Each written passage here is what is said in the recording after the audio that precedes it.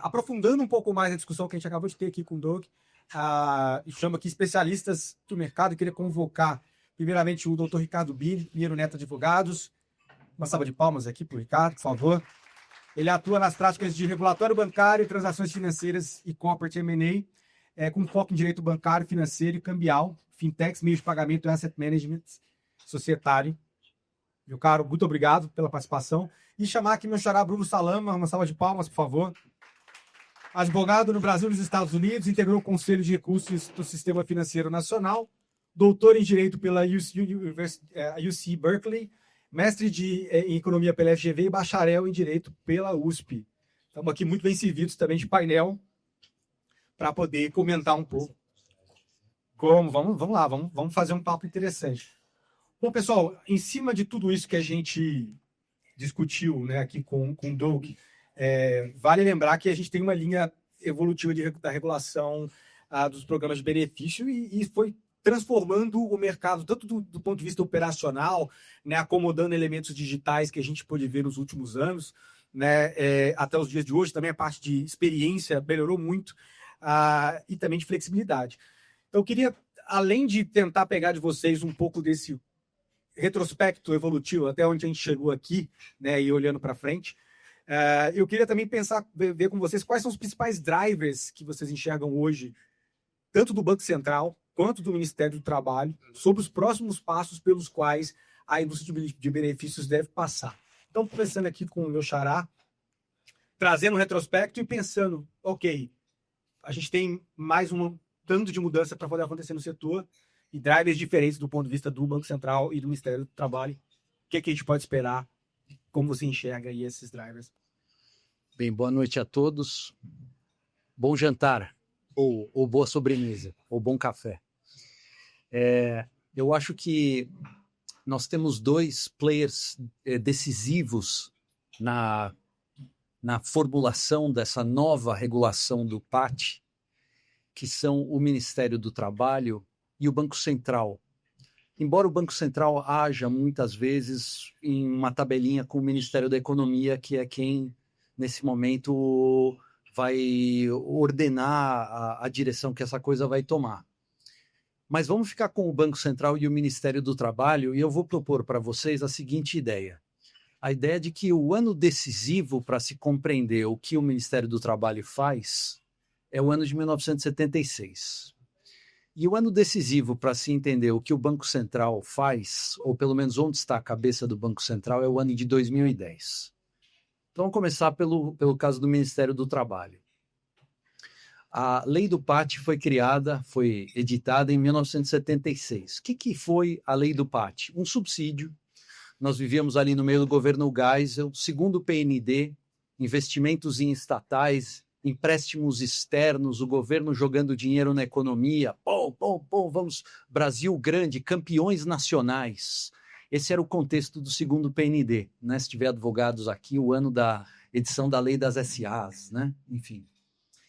E aí tinha esse problema, puxa, mas o trabalhador brasileiro é mal alimentado, então o governo brasileiro vai despender recursos e vai dar um subsídio para criar mecanismos, não é, para que as empresas ajudem a melhor alimentar o seu trabalhador.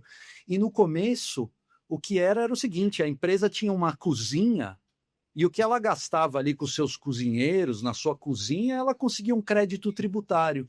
E alguém um dia foi lá no governo e falou assim, puxa, mas tem uma ideia melhor.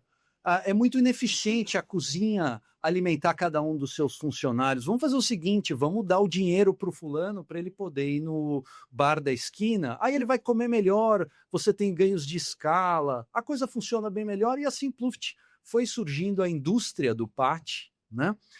Inspirada inclusive na experiência europeia, na experiência italiana, na experiência francesa e assim por diante.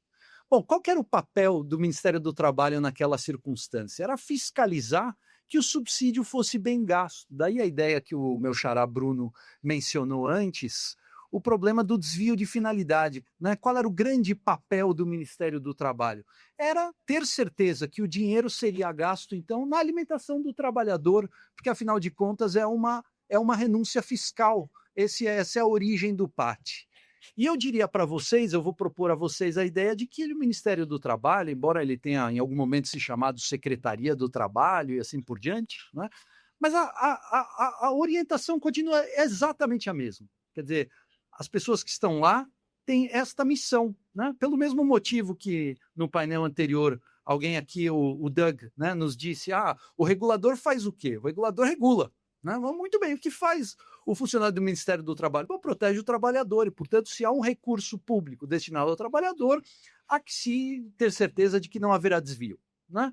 Esse é um player da conversa, um driver, né, para usar a sua expressão. E o outro é o Banco Central. Tudo bem, o Banco Central foi criado em 1964, mas a experiência decisiva para o Banco Central é a de 2010. Eu vou dizer por quê. Porque na primeira década desse milênio, né, ganhou muita força essa ideia de que, bom, o Brasil mais ou menos estabilizou a sua moeda, o Plano Real foi um sucesso, o Brasil não tem mais inflação galopante, né? Eu certamente vivi, me lembro muito bem de criança, inflação de 2.000% ao ano, inflação de 80% ao mês, tenho lembrança muito viva desse negócio todo. E aí, no começo, estou falando no começo desse milênio, foi sendo gestada no governo esta ideia de que é preciso fazer alguma coisa para que os spreads baixem, né? Para que as margens dos bancos diminuam. Estou falando dos bancos, hein? Não estou falando ainda das indústrias de benefício, estou falando dos bancos. Que o spread baixe, que a competição aumente, que as barreiras de entrada sejam quebradas. E aí foi gestado lá atrás, então, uma agenda de modernização do setor financeiro. Esqueçam o PAT por um instante. E aí nós tivemos, então, a opção de iniciativas, né?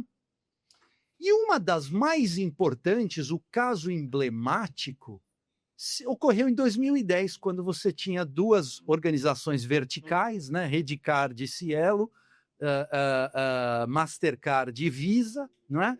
E numa ação conjunta de vários órgãos de Estado, o Ministério da Fazenda, um deles, mas ali, muito discretamente, principalmente o CAD, aí com protagonismo, sim, o Banco Central, a Secretaria de Direito Econômico, no Ministério da Justiça, esses órgãos todos, no meio de uma bagunça que não é tão diferente dessa que nós temos hoje, não é?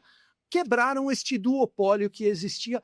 E aí há uma grande lição, né? O regulador, e aí é o que o Banco Central, por que a cabeça do Banco Central está em 2010? Porque em 2010 o Banco Central tira a seguinte lição.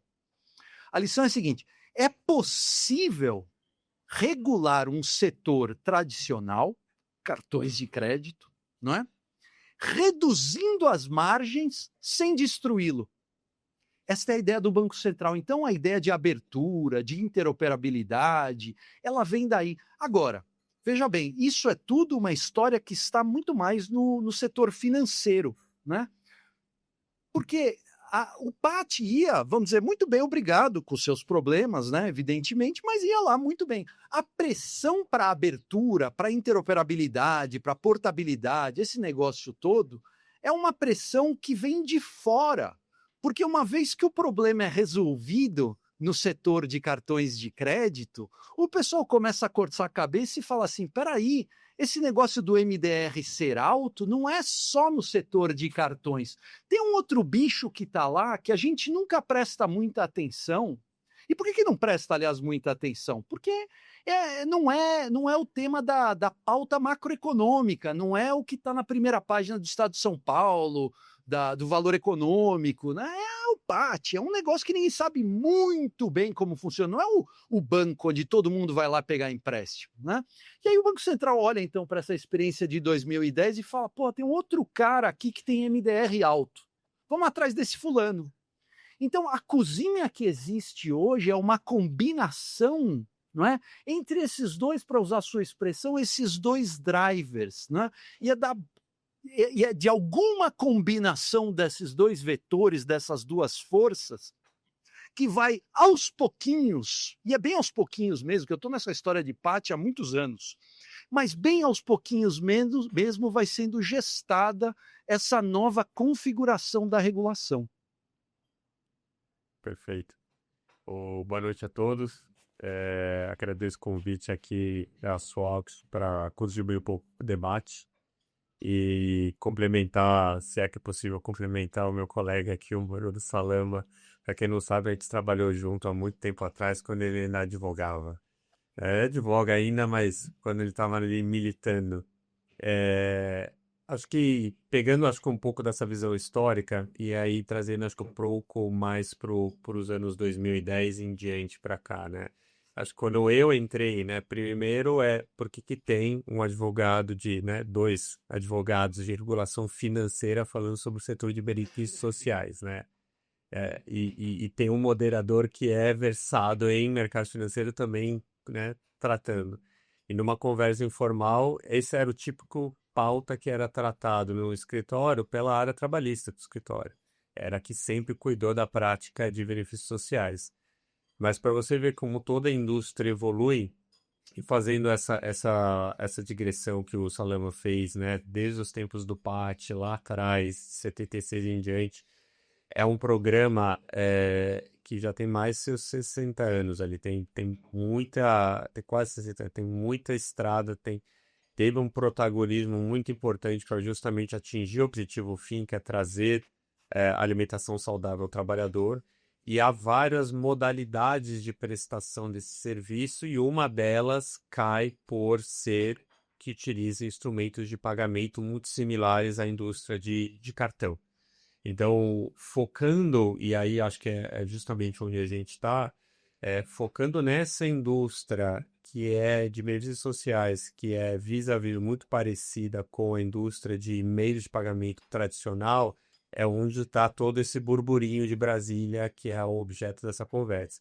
E eu lembro quando eu comecei a atender essa indústria, muito em razão desses movimentos de tempos, né, do Banco Central sobre a lei de meio de pagamento geral, etc., que em tese pegava qualquer instrumento de pagamento e aí era agnóstico sobre a sua finalidade, era que foi a primeira onda em que o mundo PAT cruzou com o mercado financeiro de uma maneira tão proeminente.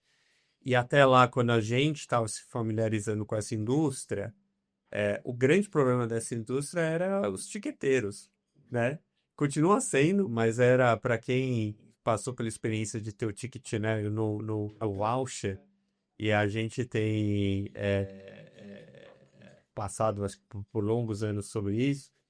O grande desafio do parte da época era a pessoa que pegava o seu voucher, ia no tiqueteiro e descontava como cash e não alimentava-se e pegava aquele dinheiro para fazer composição de renda para o seu dia a dia ali. E a indústria tinha que se defender disso, porque um dos propósitos da regra do pátio é justamente você não poder fazer saque, porque é uma destinação específica de uso.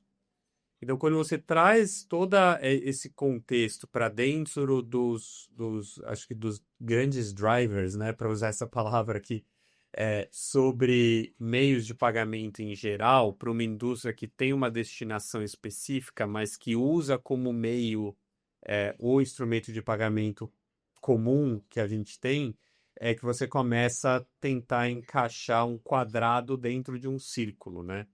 E esse debate aconteceu muito forte já numa primeira onda, quando lá de 2014, né, do final de 2013 e começo de 2014, quando começaram a ter as primeiras licenças perante o Banco Central, que pegou esses dois casos também emblemáticos que o Salomão mencionou, vieram uma série de nuances ali, falando, olha, entendi o que você quis dizer, mas neste caso é diferente, neste caso é assim, neste caso eu tenho uma regra do Ministério do Trabalho que eu tenho que seguir isso, neste caso eu não tenho uma livre movimentação por causa disso, neste caso é uma relação B2B2C, então eu não tenho contato direto, ou não era comum ter o contato direto com o trabalhador, era sempre uma relação, como muitos de vocês sabem, com RH, era uma relação business to business aqui.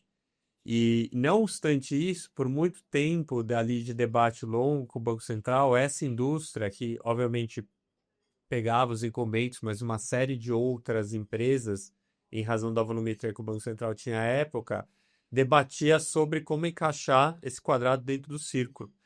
Até que uma hora, né, e acho que essa hora foi 2018, 2019, por aí, o Banco Central falou, olha, isso aqui tem tantos senões e não encaixa tão perfeitamente aqui no que é o sentido macroeconômico da regulação.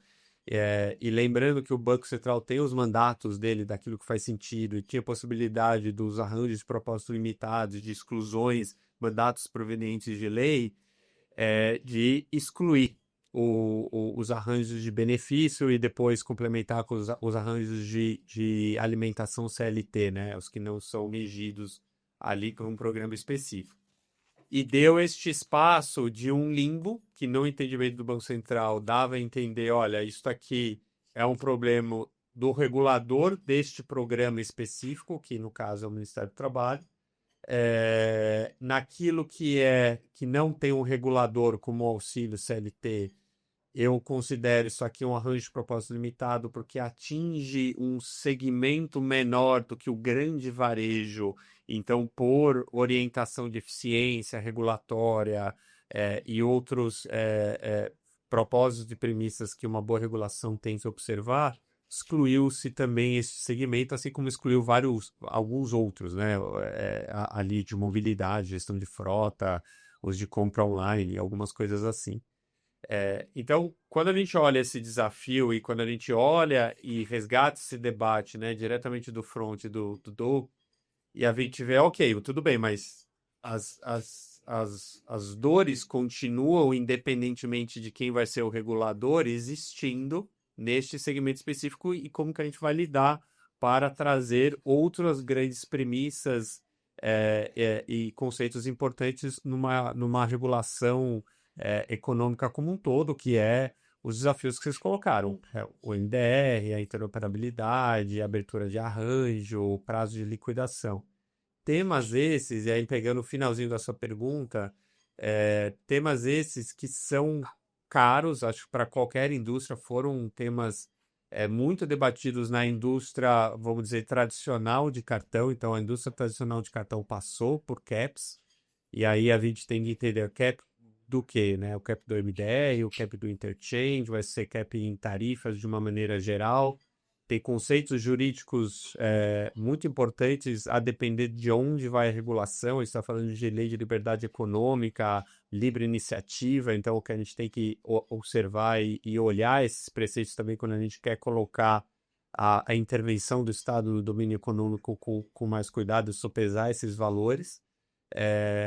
E mesmo o prazo de liquidação e mesmo a questão da interoperabilidade, quando a gente olha, que também da indústria tradicional foram objetos de regulação, ela foi sendo escalonada, observada, equiparado o débito com o pré-pago e os caps ali, muito com um racional econômico do Banco Central em entender qual era o momento de se regular. Então, quando a gente faz esse paralelo em relação aos benefícios sociais, acho que não é à toa, obrigado. Não é à toa o porquê que esses temas são tão intrincados e tão difíceis de resolver, ainda mais quando você tem de uma certa, observando de uma maneira macro, uma bola dividida entre regulador, né? E aí o segundo ponto então, isso aqui não deveria ser regulado, então, pelo Banco Central? E eu acho que o Banco Central, lá em 2018, 2019, deixou muito claro. Ele falou, isso aqui é um bicho diferente, como, né, os militantes aqui dessa indústria conhecem. Ele mas não é. E aí cabe o Banco Central, que tem uma agenda macro, monetária, e agora com cripto e bets e várias outras coisas, querer essa batata quente, né, como foi outra expressão utilizada, para dentro dali, ou cabe o Ministério do Trabalho ter um protagonismo maior e atacar, ainda que sem a expertise de meios de pagamento, mas a gente sabe que existe uma boa relação entre o Banco Central e o Ministério do Trabalho, de consultorias e de advisors ali.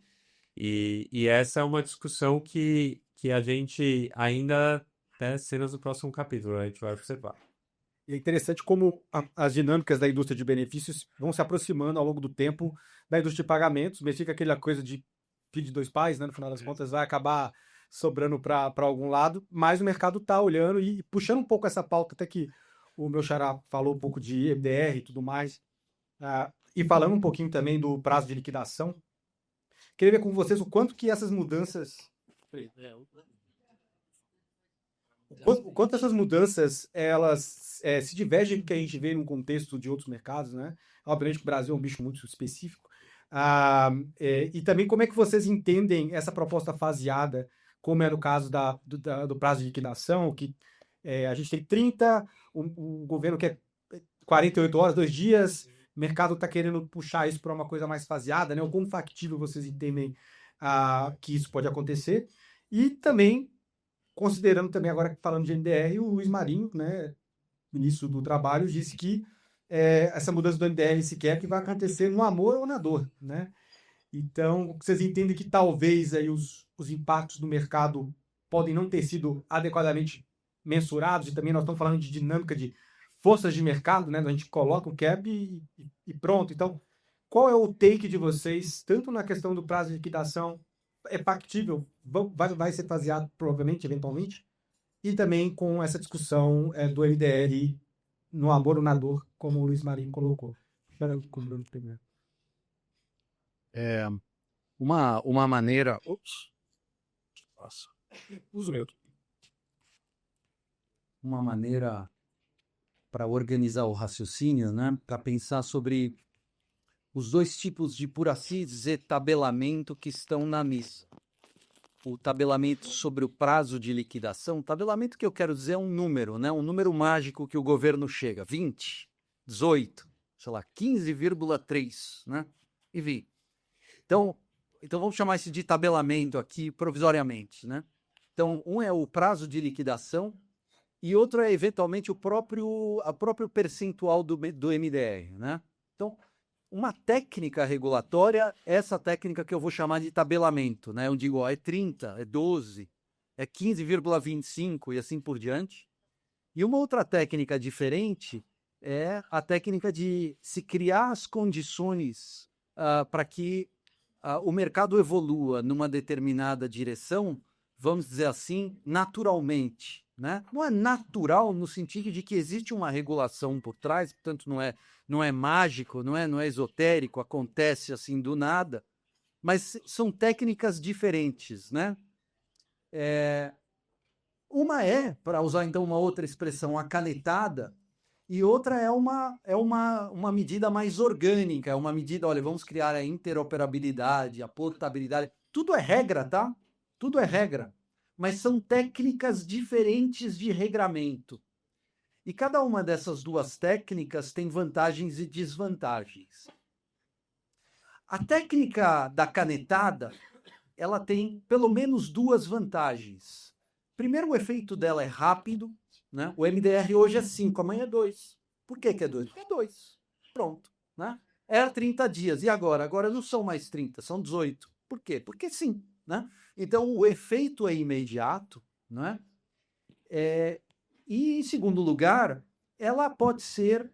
Eu acho que, não sei se foi exatamente isso que foi dito antes de mim, mas se não tiver sido, não importa, porque eu vou dizer aqui, ela é politicamente, vamos dizer assim, desejável, né? Então veja, o amor e a dor, né? Não vai ser com dor, né? Pelo que está dito aqui, né?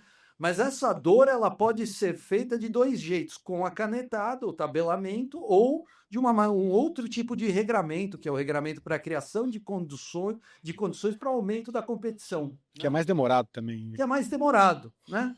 Então, eu falei de duas vantagens da canetada, né? Mas ela tem também uma porção de desvantagens, né? Primeira delas, por que 2%? Né? Por que não 3%? Por que não 3,25%?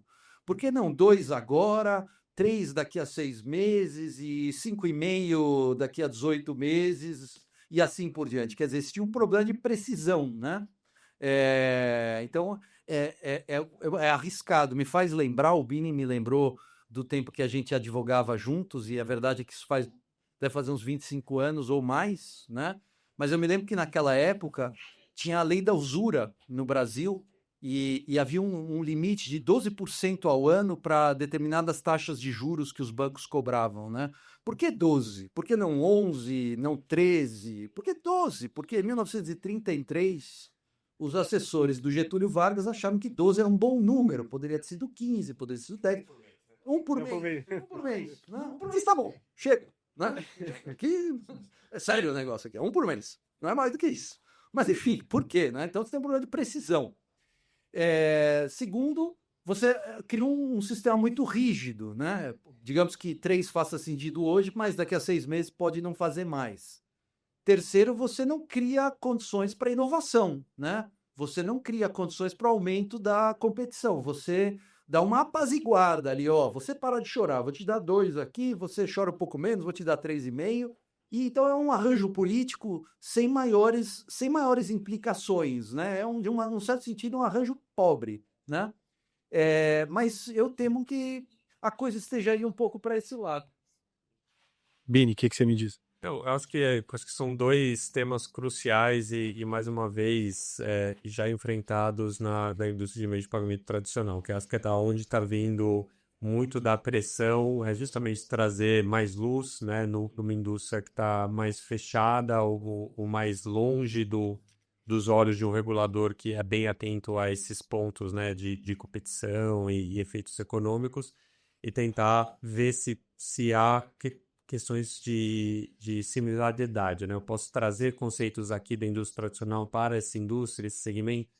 E esses 2 temas, pensando aqui em como colocar de uma maneira objetiva, né? Quando a gente lida com prazo de liquidação, a indústria de pré-pago, de maneira geral, sempre correu no trilho da indústria de cartão de crédito dos 30 dias. Era como a indústria funcionava historicamente.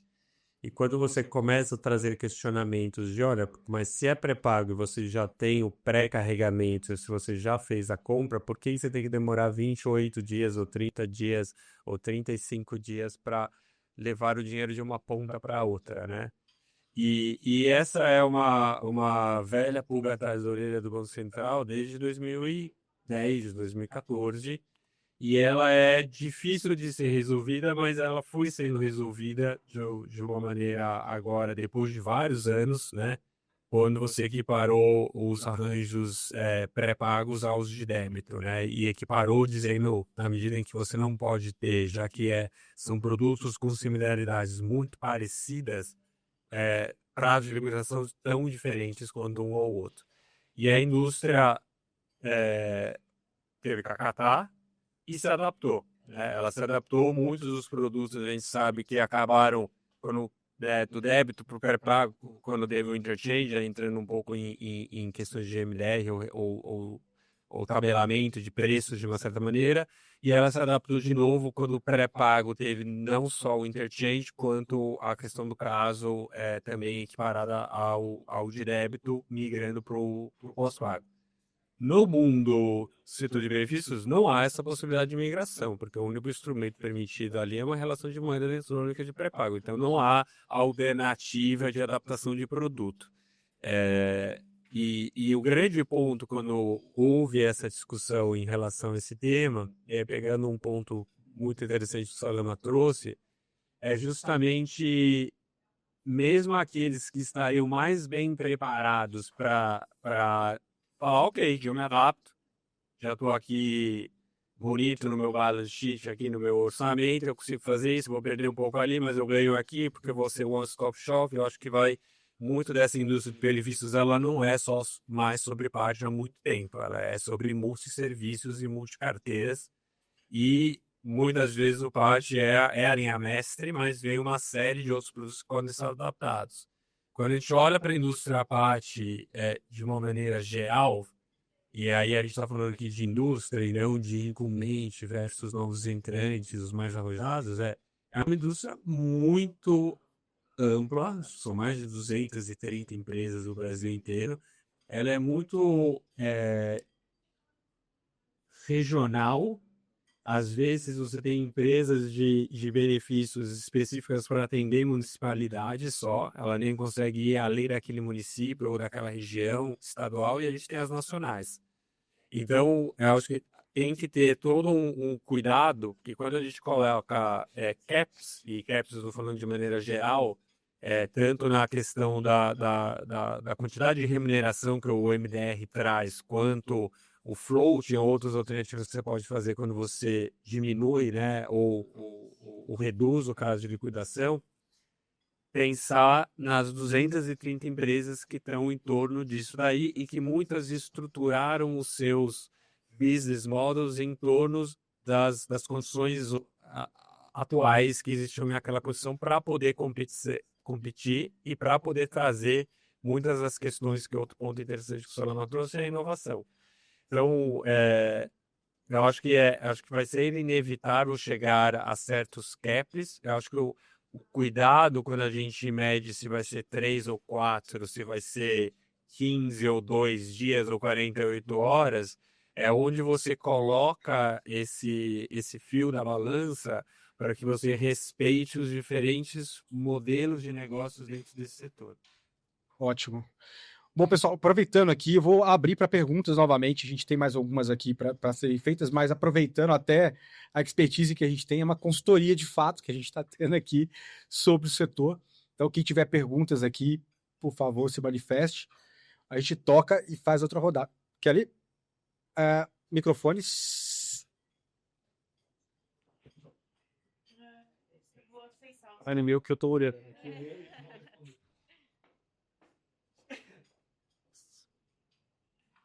Obrigado. Tudo bem, Bini, Bruno? Acho que a minha pergunta é mais na questão da fiscalização dessa regulamentação, né? Uma coisa é a vigência da norma, o que vai ser definido pela norma, outra é como o Ministério do Trabalho, né, pretende fiscalizar essa norma que ele vai, né, determinar. E aí, quando a gente fala de um órgão que não é técnico como o Banco Central, né, como que sem, eventualmente, ele se dialogar com o Banco Central, com os arranjos de pagamento, seria possível essa fiscalização? A gente está falando de MDR de transações de PAT, né? Prazo de liquidação de transações, né, do PAT, que hoje não tem, né, um arranjo voucher específico bandeirado, as bandeiras não sabem como diferenciar essas transações. Na verdade, é uma pergunta, né? Como é que vocês veem que seria possível essa fiscalização pelo Ministério da Economia dessas normas que eles estão pretendendo baixar? Eu posso começar aqui e a resposta grande é não sabemos, né? Que é ótimo um advogado responder, porque realmente a gente não se compromete a nada. Mas esse é um grande desafio quando tem essa discussão sobre quem deve ser o pai da criança na batata quente, é sobre a capacity, né, de cada um desses órgãos. E sobre a tecnicidade que você tem para fazer esse tipo de fiscalização. Eu acho que a gente tem que acreditar aqui, enquanto cidadão brasileiro, que o governo, de uma maneira geral, independentemente de qual casa tem ali maior poder de dizer ou determinar alguma coisa, vai conseguir ter uma accountability daquilo que ele está colocando nas suas regras do jogo.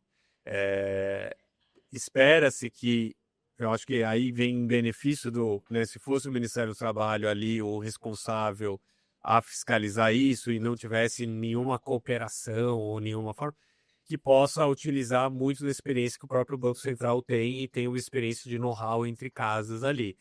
Provavelmente via reportes, né? Então vai ser meio, para quem vive isso aí, é la COAF, você vai ficar reportando, monitorando, e aí vai ter que ter algum sistema ou algum funcionário lá. Então, vai forte. Mais pra cá. Vai lá.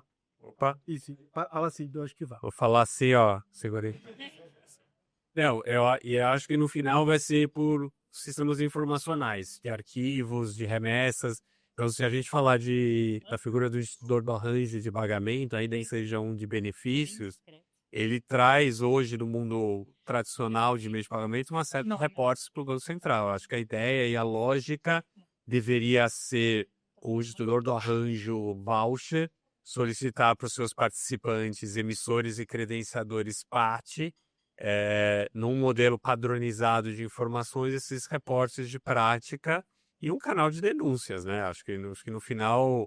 Mas isso aqui é futurologia do que a gente poderia esperar. Se isso vai acontecer, quando vai acontecer, é muito difícil prever. Não tenho muito para complementar. A ideia de que fiscalizar é difícil e de que as regras postas pelo governo brasileiro nem sempre são seguidas não é exatamente uma novidade, né? Então, existe realmente essa grande dificuldade, né? Tinha uma outra pergunta aqui. Tudo bem? Boa noite. Opa. Alô, alô, boa noite. Sou o Nicolas da Suab, estou há 4 anos na empresa. Eu queria muito pontuar sobre, Ricardo, o que você comentou por último, sobre a equiparação entre pré-pago e débito, que a gente teve há 2 anos atrás. Quando eu entrei na Suab em 2021, desde então a gente teve diversas conversas com o setor público, com o regulador, inclusive participando de consultas públicas com a nossa tese no que nós acreditávamos em relação ao que deveria ser esse cap do interchange do pré-pago, muito com a construção junto aos nossos parceiros. Então, a nossa consulta pública, nós conseguimos, com a ajuda da WIPO, de Alimente, que são clientes que estão presentes hoje aqui, construir a nossa defesa em relação ao que nós acreditávamos que o mercado deveria acontecer. E, ao meu ver, nós conseguimos fazer um ótimo trabalho em relação ao nosso posicionamento e também achar uma solução que pudesse estabelecer uma viabilidade, principalmente econômica, para nós e para os nossos parceiros, diante do que aconteceu, que foi o cap do interchange do pré-pago.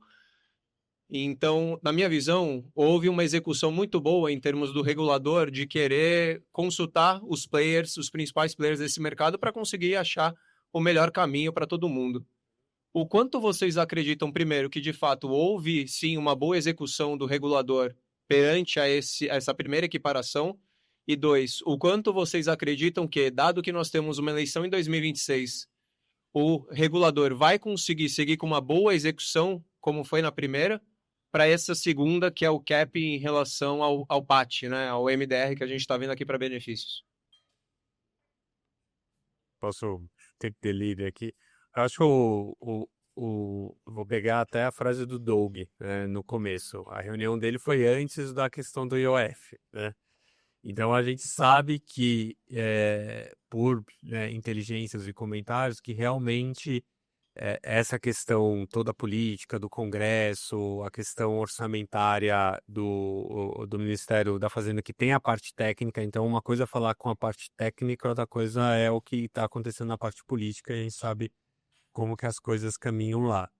Eu acho que tem uma alta probabilidade de impacto. Então, por mais que haja um desejo enorme da indústria, de vários players em relação ao tema, entendo que o do Ministério do Trabalho é um pouco mais suscetível a essa temperatura do governo como um todo, que pode atrapalhar, tendo em vista que são pautas técnicas muito difíceis, que já foram difíceis na indústria tradicional, e quando você tenta colocar o quadrado do círculo fica mais difícil ainda. Não estou dizendo que é impossível, mas mais difícil. Isso pode dar, e aí é minha opinião, Ricardo Bini, né, do escritório, e aí pegando um pouco a própria temperatura do Doug também e das coisas que a gente vem ouvindo, um pouco do que pode dar, sim, uma atrapalhada nessa agenda. E acho que um ponto que o Bruno Diniz trouxe a gente escuta desde 1º de maio que iam ter medidas e medidas, acho, para mostrar. Acho que quanto mais próximo a gente está do próximo ano, cada vez fica mais difícil fazer esse movimento. Não acho que é impossível, mas o tempo está atuando contra essas medidas e tudo mais. E acho que, trazendo, acho que seu segundo ponto sobre a parte mais técnica ali do interchange, e aqui eu estou falando lato sensu, não só a questão de regulação de tarifas, que eu já ouvi dizer de uma maneira mais ampla, não só a questão do MDR, são agendas muito complicadas quando você vai colocar caps em liberdades econômicas, né? E acho que tem que ter, até onde eu vou, toda a parte de decretos do Poder Executivo, lato sensu, aqui envolvendo tanto um decreto quanto uma portaria, tem que ter um respaldo técnico de impactos econômicos sobre isso. Então, a não ser que estejam muito bem preparados e essa pauta já esteja acontecendo há muito tempo, e acho que mostra um pouco da temperatura do porquê que eles querem esses dados o mais rápido para alimentar essa parte de know-how do impacto econômico dessas regras, eu acho que também são mais difíceis de serem implementados em um curto prazo. Eu acho que, além do tema da temperatura política, né, quer dizer, o Ministério da Economia, será que está indo? Não está indo? Agora foi. O Ministério da Economia, evidentemente, tem a sua lista de prioridades, que é uma prioridade, uma lista que vai sendo periodicamente atualizada, né? Então, obviamente, a turma lá estava mergulhada na reforma tributária passou, aí essa agenda mais de Estado, essas questões que vêm já se arrastando há muito tempo, voltam a ter algum espaço. Só, claro, também as surpresas de guerras vejam. Mas Tá dando problema. Bom, agora, a gente não pode esquecer também que a regulação, ainda que nós queiramos acreditar, tá? Eu não acredito, mas vamos supor que nós queiramos acreditar que a inovação e a regulação seja boa para todo mundo. Ainda que nós queiramos acreditar nisso, tá? A gente tem que sempre lembrar que a regulação não é neutra do ponto de vista distributivo. Então, ainda que seja verdade que todo mundo vai ficar melhor, o tanto que alguém vai ficar melhor é maior do que o tanto que o outro fulano vai ficar melhor. Eu acho que isso é completamente óbvio, né? Então, se há uma perda líquida ou não há uma perda líquida, é irrelevante, porque o que importa é o tamanho do bife que cada um vai ter. Quer dizer, a regulação nunca, em nenhum lugar do mundo, em nenhuma época do mundo, foi neutra do ponto de vista distributivo. Como ela não é neutra do ponto de vista distributivo, ela é sempre um convite à política. Isso significa que você precisa sempre, necessariamente, para além do convencimento dos tecnocratas que estiverem ali com a caneta na mão em um determinado momento, quando a questão é sensível, e aqui nós estamos falando de uma indústria de impacto, né? Você vai ter que montar coalizões políticas. E essas coalizões políticas, elas vão se entrelaçando com outros temas, né? Porque a política é muito isso, eu voto no seu e você vota no meu, né? E isso significa que se as estrelas não estão bem alinhadas, a coisa não anda, né? E como as estrelas, para ficarem bem alinhadas, no caso do PAT, é quase cada vez que o cometa Halley passa, me lembro que eu era criança, passou o cometa Halley, aí minha mãe falou para mim, agora só quando você tiver, sei lá, 80 anos, sei lá, quanto é que é. Então é isso, né? Você precisa ter um alinhamento de estrelas, porque ao lado da questão do PAT, existe uma porção de outras questões que estão ali na boca do pipeline ali do Ministério da Fazenda. Vamos tocar essa. Mas se não der para tocar essa, tudo bem, a gente toca outra, né? Eu não ficaria minimamente surpreso se isso não andar nesse governo, só andar depois da eleição. Aliás, assim, se eu tivesse que apostar, eu apostaria nisso. Eu passar mais boa pergunta se voltarmos para as linhas aqui, cara. Alguém saberia? Lá? Volta. Muito bom, pessoal. A gente navegou em vários aspectos, mas um que eu queria explorar um pouco mais profundidade é a interoperabilidade, né? Essa é uma pauta que já tem sido ventilada há muito tempo, né, aqui dentro do mercado.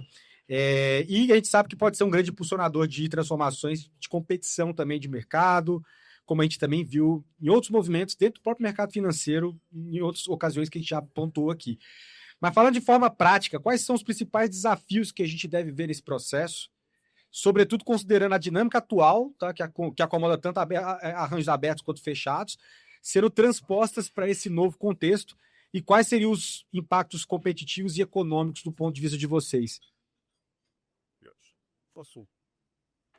Eu acho que existem alguns desafios mais visíveis, mas tem também um difícil de ver. Então, vamos começar pelos visíveis, né?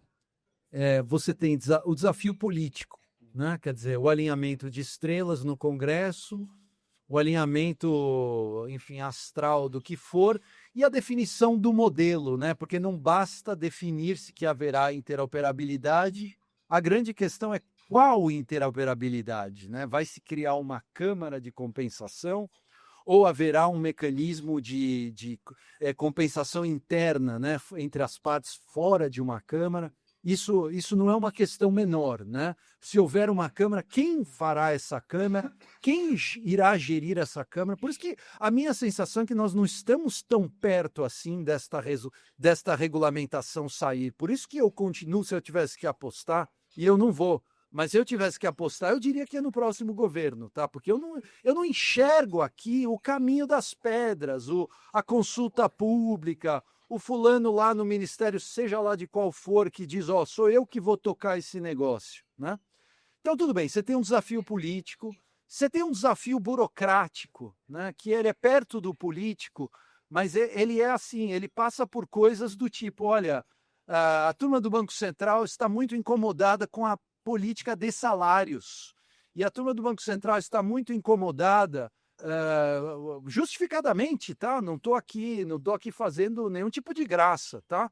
Mas o pessoal está incomodado com a política de salários. O pessoal tem uma questão de que, puxa, o Banco Central não contrata gente suficiente, mas a competência dele não para de aumentar. Estou falando do Banco Central, tá aqui o órgão que eu conheço melhor, eu não conheço tão bem ali os meandros do Ministério do Trabalho, tá? Então você tem todo esse combate burocrático que ele passa por baixo de todas aqui as grandes ideias que nós estamos tocando e às vezes é o que comanda, né? Então você tem, aí depois você eventualmente tem um debate jurídico, né, que não é menor, porque existe uma questão de constitucionalidade, existe uma questão de legalidade. Nós vivemos num mundo, para o bem e para o mal, em que qualquer coisa hoje em dia no Brasil, pode ser uma questão política ou uma questão técnica, ela será judicializada mais cedo ou mais tarde. Então, a questão jurídica não é menor, né? E, obviamente, a questão técnica, né, que é a que eu entendo menos, mas eu tenho certeza que aqui entre vocês, aqueles que realmente entendem, sabem que ela não é necessariamente menor, né? Mas, para além dessa questão política, burocrática, jurídica e técnica, eu acho que existe um desafio que às vezes nós nos esquecemos, mas que também não é menor, que é um desafio cultural. Porque a indústria de benefícios, claro que ela se organiza de alguma maneira para fazer, enfim, para que os seus pleitos sejam ouvidos, mas ela, fora isso, a operação é verticalizada, né? Essa é a minha rede, essa é a sua rede, essa é a minha maquininha, essa é a sua maquininha. E se nós caminharmos para uma interoperabilidade, aí nós temos um terremoto cultural, porque aí na operação, e não só na política, mas para não usar política, enfim, no aspecto institucional, organizacional, mas na operação vai ter que existir cooperação entre os players, que não acho que seja uma mudança cultural menor nessa indústria que está aí desde 1970 e tantos. Acho que, exato, acho que o desafio da interoperabilidade, primeiro, né, pela dificuldade de falar essa palavra, já é por si só um desafio. Mas brincadeiras à parte, acho que o desafio da interoperabilidade, ele é de qualquer indústria de meios de pagamento e não seria diferente no setor de benefícios, né? Ele foi uma dor de cabeça enorme para o Banco Central, e o Banco Central já regula essa indústria há pelo menos 12 anos. Ele foi sendo aprendido pelo Banco Central, tentando, mais uma vez, né, pelas questões de analogia do mercado tradicional com o setor de benefícios, algo que não foi fácil lidar e até hoje não foi concluída, né? Então, quando a gente olha a interoperabilidade entre arranjos abertos e fechados, que virou um modelo que não existe interoperabilidade, virou um modelo de participação do SDWO e outros nomes parecidos. Quando a gente fala de interoperabilidade entre arranjos abertos, né? Quando a gente fala de interoperabilidade entre arranjos fechados, talvez seja o mais fácil de fazer. Mas ele tem uma gama enorme de desafios que, quando a gente olha do ponto de vista comparativo, quais são esses desafios? Não é uma mera passagem de cartão de uma rede na outra, né? Quando a gente olha a própria regra do Banco Central, a 150, quando fala de interoperabilidade, sem falar de interoperabilidade no modelo de participação, a gente tem com 15, 16 quesitos que devem ser regidos num acordo e ser tratados. Então, a gente está falando de risco de imagem, de chargeback, de fraude, de know your client. A gente está falando de diversos pontos super relevantes para além da questão técnica de mensageria operacional. No caso do setor, né, de registro de recebíveis, a gente poderia ter algum paralelo em outro sentido, que trouxeram uma complexidade que na prática a gente quase não viu interoperabilidade, né, na prática, e quando ela existia, mudou-se essa palavra para participação. Então, eu acho que essa palavra ela é muito bonita, ela traz algo que é caro e importante para qualquer modelo de regulação, que é justamente abertura, mas ela não é livre de seus desafios. Então, esse é um ponto para a gente prestar muita atenção no desenvolvimento, se há, na parte técnica do desafio aqui, trazendo no setor de benefícios, né, de como isso poderia ser tratado por um órgão que, né, que não é técnico nessa matéria, mas que pode contar com consultoria. Mas acho que só para trazer outro ponto, assim como traz os desafios, ela traz enormes oportunidades. E oportunidades é novos negócios, novas soluções, novos setores. Então, um exemplo que eu sempre gosto de dar é, se você olhar, como eu disse lá atrás, que a indústria do setor de benefícios, e vocês são os especialistas, ela é muito fragmentada na sua maioria, né? O maior número de operadores são de pequenos territórios, né?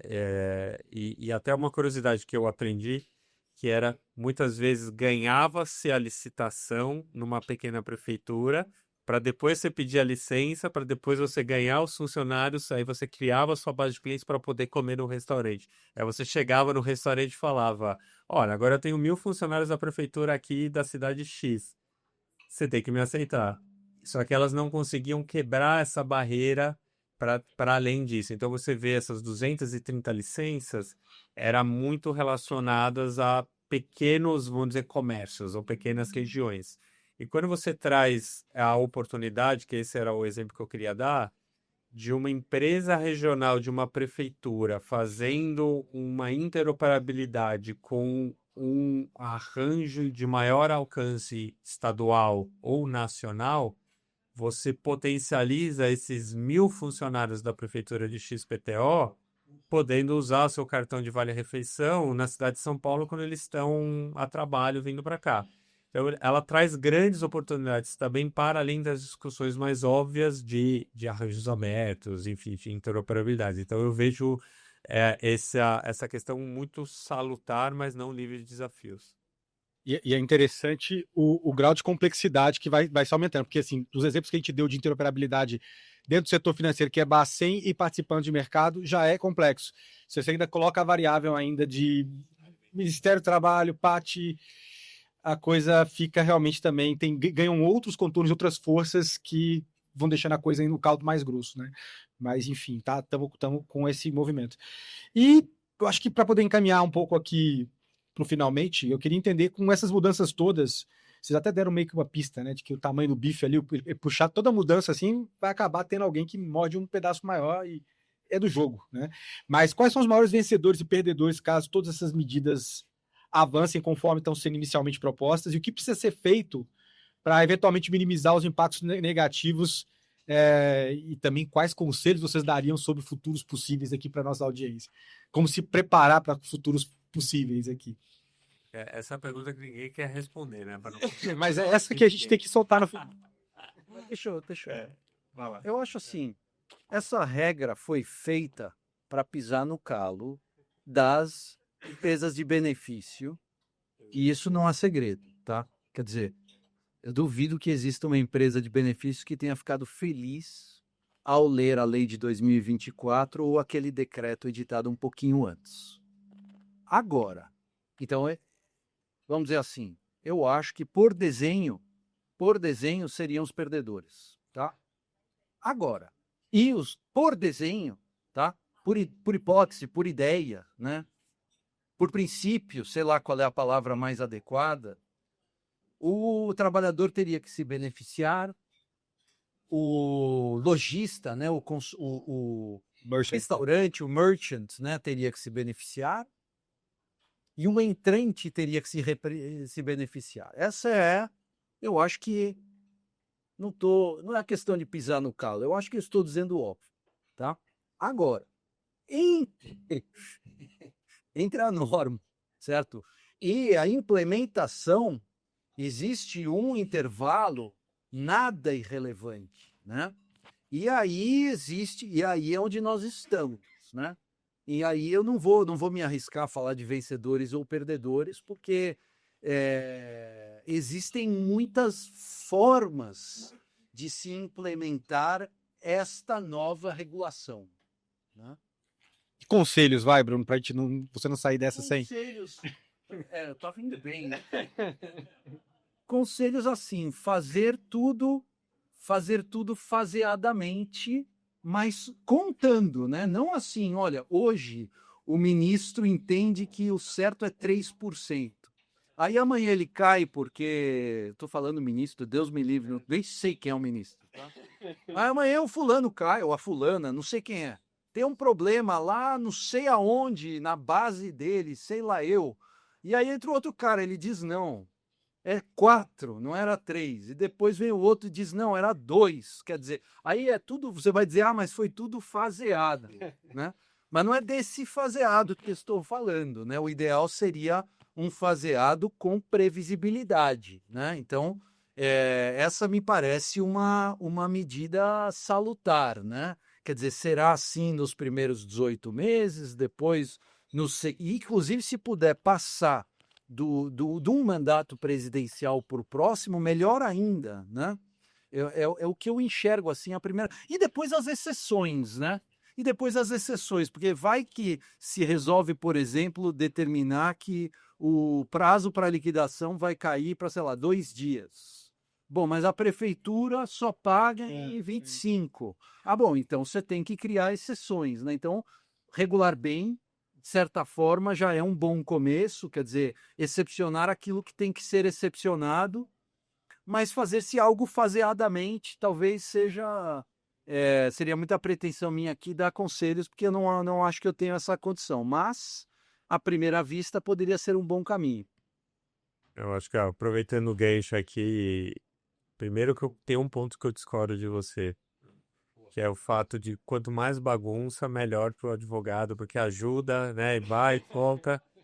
Mas brincadeiras à parte, só fazer um paralelo, né, com o IOF, o que a gente teve que criar de soluções incríveis, porque subiu o IOF e agora caiu o IOF, então, tipo, em 3 meses, né, um monte de trabalho, desceu o trabalho para a mesma coisa que tava. Então, mas óbvio que pensando enquanto cidadão aqui, quanto mais certeza jurídica e que não seja atrelada a um governo, mas seja uma política de indústria melhor.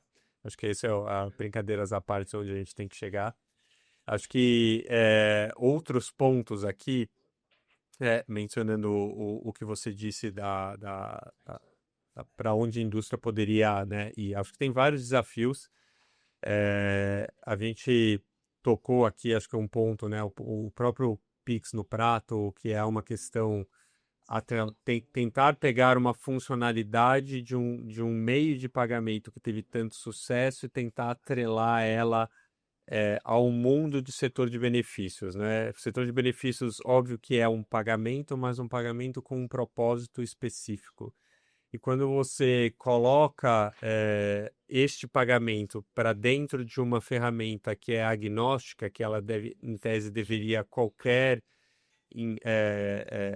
outra chave capaz de receber, né, no trilho atual do Pix, pensando, né, nas ferramentas sistêmicas de hoje, e você atrelar isso como hoje já acontece nos arranjos abertos, você fazer controle via MCC, então se eu vou passar meu vale alimentação no posto de gasolina, não deveria travar porque não é um MCC específico daquele cartão.